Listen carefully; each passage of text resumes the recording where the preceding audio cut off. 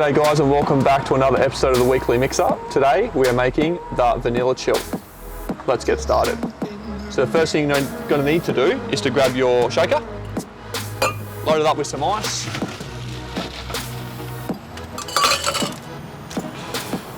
We're going to do half a lime juice fresh. Just drop the limes in.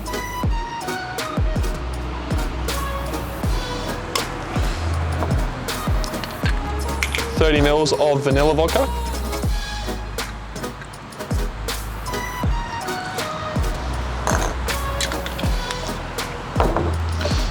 Slap your shaker on.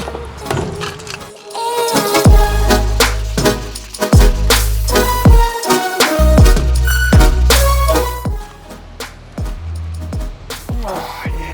There we go. All right. Now we're just going to pour it directly out of the shaker into your old fashioned. And now we're going to top up with some lemonade.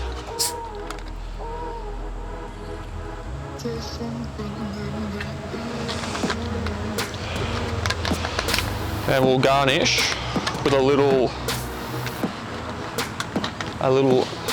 lime wheel.